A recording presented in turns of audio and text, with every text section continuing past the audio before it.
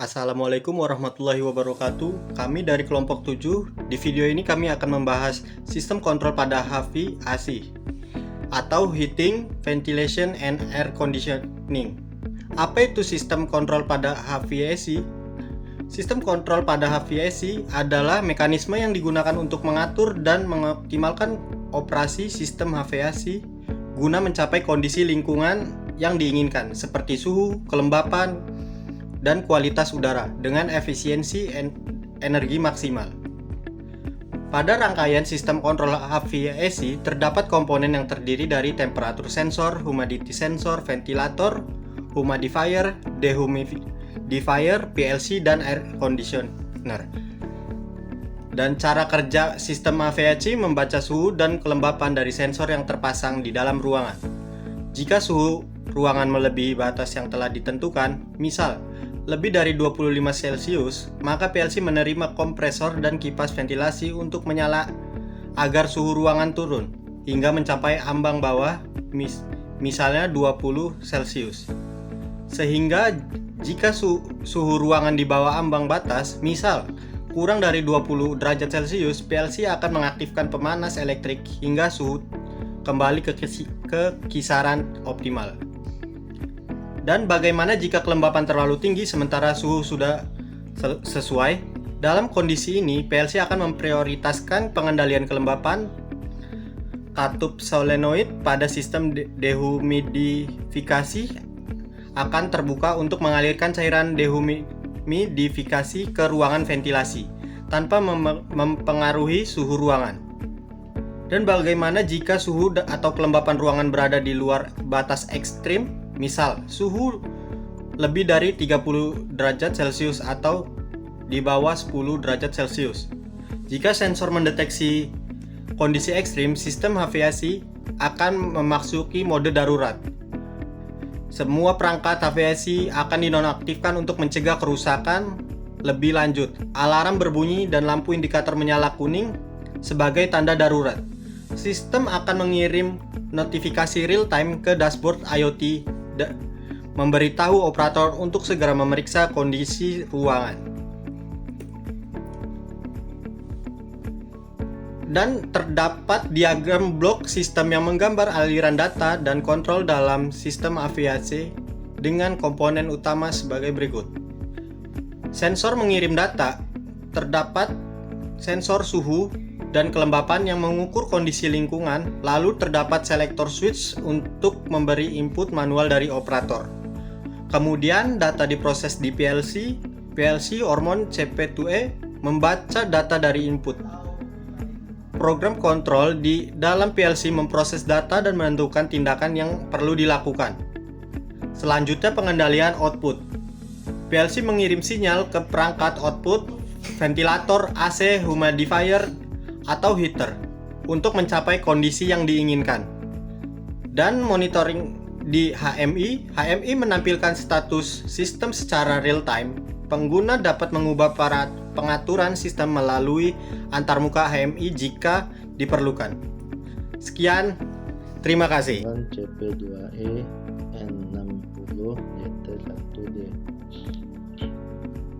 Amran CP2E N60DT1D adalah salah satu jenis Programmable Logic Controller atau PLC dari seri CP2E yang dirancang untuk aplikasi kontrol otomatisasi skala kecil hingga menengah. PLC ini dikenal dengan kemampuan prosesan data yang andal, konektivitas jaringan, dan kompatibilitas tinggi dengan berbagai perangkat Omron. Baiklah, spesifikasinya adalah jumlah I/O sama dengan 10, 36 input digital, dan 24 output digital. Analog I/O 4 analog, input analog, dan 2 output analog. Komunikasi Ethernet bawaan RS45 RS232C. Ideal untuk aplikasi IoT dengan fungsi logik data bawaan. Mendukung protokol komunikasi modern, modus TCP dan MQTT. Didesain untuk otomatisasi skala besar dengan harga 15 juta.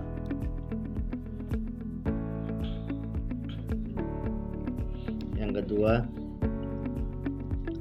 PT100 RDT. PT100 RDT adalah jenis sensor suhu berbasis resistansi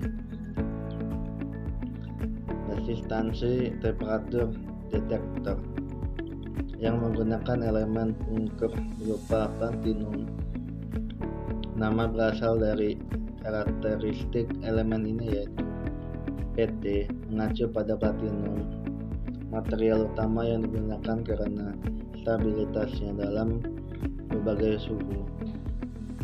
100 sama dengan menunjukkan nilai resistansi elemen pada suhu referensi 0 derajat yang sebesar 100 ohm. Cara kerja. Prinsip kerja PT100 RDT didasarkan pada hubungan antara suhu dan resistansi elektrik.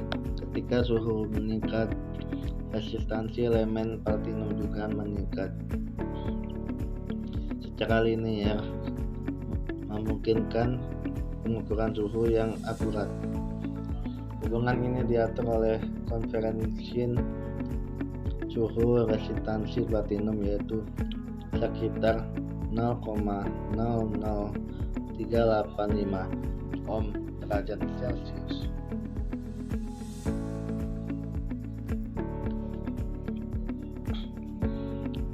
Baik, di sini saya akan menjelaskan tentang cara menjalankan PT100 RDT. Produk PT100 sensor with 4 strip 20 mHz, tipe 3 wire kelas A PT100, temperatur range 0 sampai 100 derajat Celcius, output 4 sampai 20 mAh, power supply 10 sampai 30 volt DC, lag 50 100 sampai 150 mm, diameter 6 mm. Proses connection Super 2 BSP stainless steel, material 360 stainless steel, accuracy 0,2 derajat Celcius, lebih besar 0,5 derajat reading. Part number RFATX dengan harga 1 juta.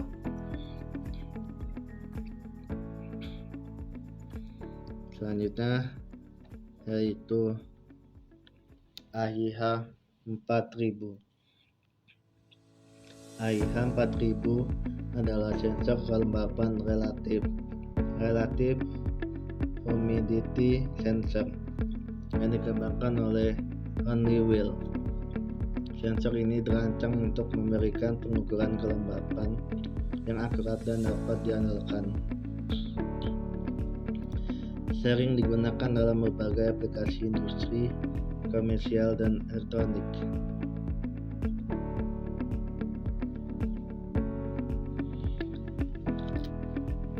Baik, di sini saya akan menjelaskan tegangan dan output, atribut, value, brand, Honeywell, sensor function, humidity sensor. Output tipe analog, interface tipe analog, accuracy lebih kurang 3,5 derajat RH, Routing tipe drop hole. Pin count 3. Minimum operating temperature minus 40 derajat Celcius.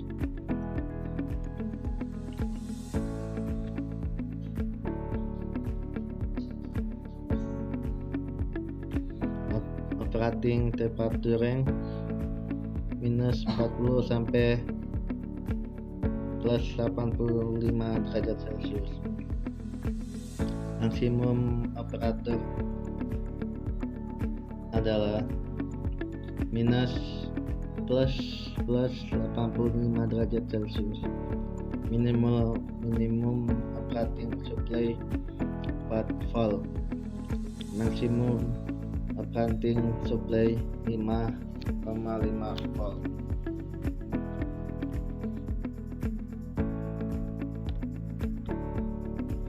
Yang selanjutnya Omron A22NS.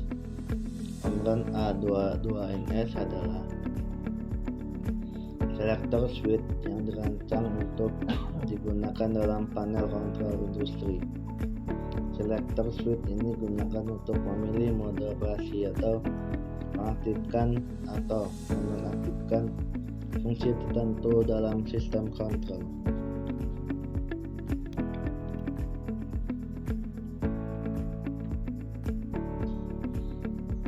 Baiklah, di sini saya akan menjelaskan tentang perbedaan dua position dan 3 position.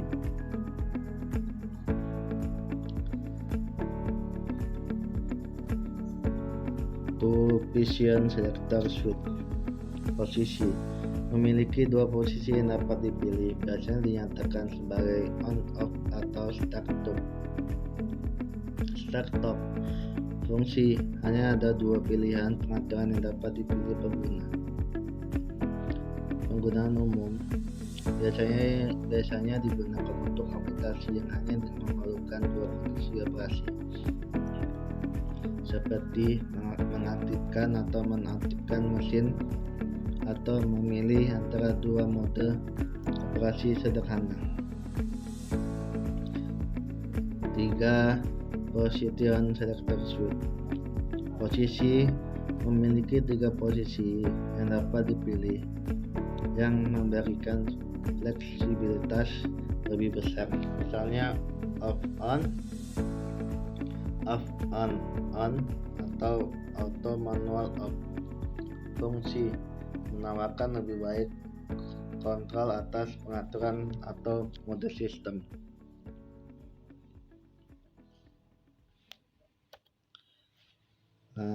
Itulah yang bisa saya jelaskan. Selebihnya saya mohon maaf. Assalamualaikum warahmatullahi wabarakatuh. Panasonic Exhaust Fan FV adalah kipas ventilasi yang dirancang untuk menjaga sirkulasi udara di ruangan, memastikan udara segar. Unggulan performa tinggi, hemat energi, tahan lama, pemasangan mudah, dan harga range 900 ribuan. Scroll to stack kompresor adalah kompresor scroll yang dirancang untuk aplikasi HVAC. Kompresor ini memberikan efisiensi energi tinggi dengan 2 mode operasi, yaitu mode kapasitas tinggi dan stack kapasitas rendah. Dengan keunggulan efisiensi energi, kenyamanan lebih tinggi, ramah lingkungan, dan durabilitas tinggi. Manfaat teknologi ini: hemat energi, peningkatan umur sistem, kinerja optimal dalam berbagai kondisi. Dan yang terakhir, indikator RAM Omron M16T adalah lampu indikator panel yang dirancang untuk memberikan informasi visual dalam berbagai aplikasi kontrol dan industri. Fungsi utama: indeks status operasi, peringatan keselamatan, dan navigasi panel kontrol. Keunggulan Omron M16T ini adalah desain kompak, visibilitas tinggi, daya tahan, dan fleksibilitas. Aplikasi utama: panel listrik dan kontrol, peralatan industri, transportasi, dan keamanan dan alarm. manfaat lampu indikator, efisiensi kerja, keamanan, dan kepatuhan. HMI atau Human Mesh Interface. DMIS adalah perangkat yang memungkinkan interaksi antar operator atau manusia dan mesin. Dalam sistem otomasi, perangkat ini digunakan untuk memantau, mengontrol, dan mengatur parameter kerja mesin atau sistem. Fungsi utama HMI 1. Monitoring. Menampilkan data real time seperti kecepatan mesin, suhu, tekanan, atau status proses. Yang kedua, kontrol proses. Kemungkinan operator mengatur parameter seperti menyalakan, mematikan mesin, mengubah nilai sequence atau memilih mode operasi. Yang ketiga, perangkat dan alarm. Memberikan notifikasi saat terjadi kesalahan atau kondisi abnormal pada sistem. Yang keempat, analisis data. Mencatat dan menyajikan data historis atau keperluan evaluasi atau analisis from system. Komponen utama HMI satu layar tampil. Bisa berupa layar sentuh atau layar non sentuh dengan tombol fisik. Menyediakan visualisasi proses seperti grafik, angka, dan animasi. Yang kedua, komunikasi. Berbagai protokol komunikasi seperti R23, RS485, Internet, modus atau Profibus untuk menghubungkan HMI dengan PLC, SCADA atau perangkat lain. Perangkat lunak HMI berfungsi untuk merancang antarmuka grafis dan memodifikasikan fungsi HMI sesuai kebutuhan sistem. Contoh pengguna HMI: instruksi komunikator untuk mengontrol jalan mesin produksi, pengolahan air, memantau kualitas dan air dalam sistem pengolahan. HMI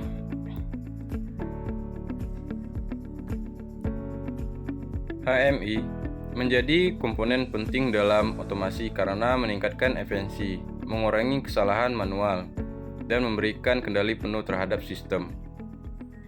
NB7W TWOB adalah satu perangkat Human Mesh Interface yang dirancang untuk aplikasi kontrol industri.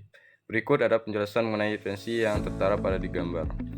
1. Layar 7 TFT LCD. Perangkat ini memiliki layar berukuran 7 inci dengan teknologi TFT LCD yang memberikan tampilan yang jernih dan terang. Layar ini sangat cocok untuk menampilkan grafik, data proses, dan kontrol instruktif. Yang dua, serial COM RS232C. Menggunakan komunikasi serial RS232C memungkinkan perangkat ini terhubung dengan PLC atau perangkat lain untuk bertukar data, kontrol, dan monitoring. 3. Konsumsi daya 7 Watt. Dengan konsumsi daya sebesar 7 Watt, perangkat ini cukup hemat energi untuk digunakan dalam aplikasi industri. 4.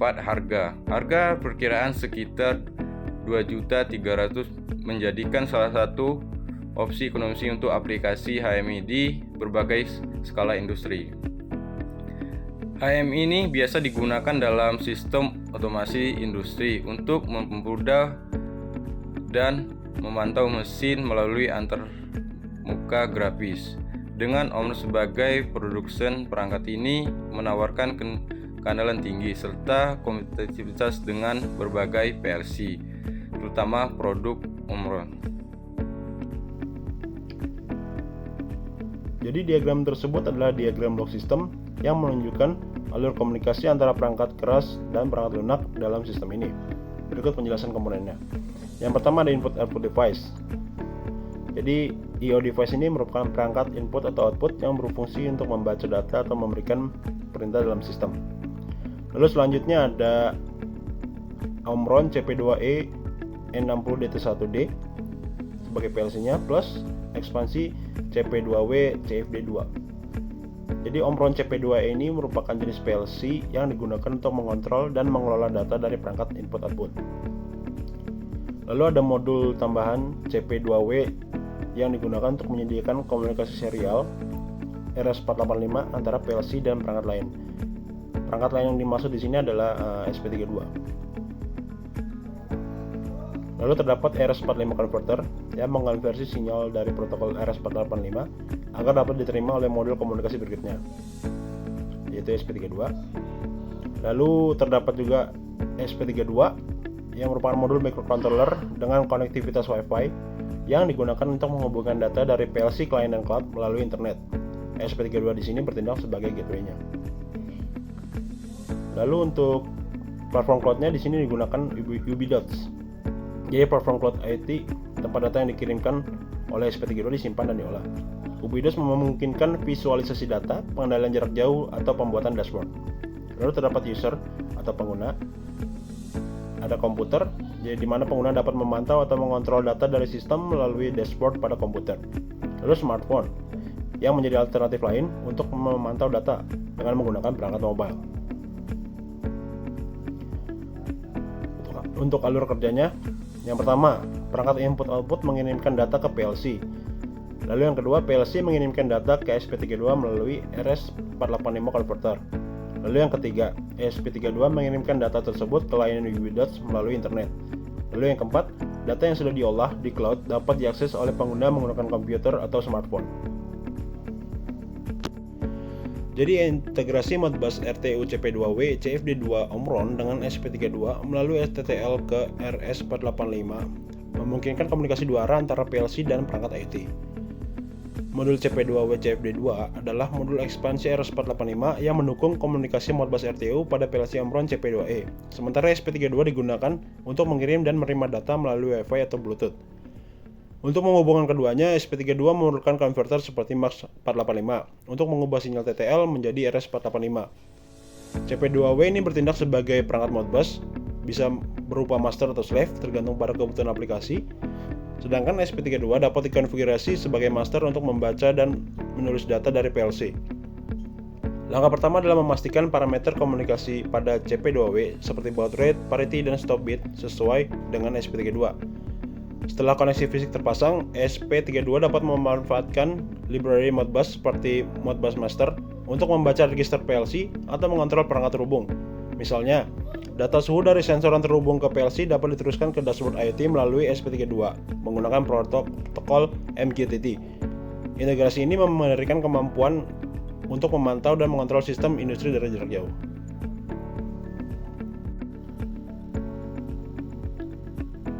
Sekian video dari kami, kurang lebihnya mohon maaf. Wassalamualaikum warahmatullahi wabarakatuh.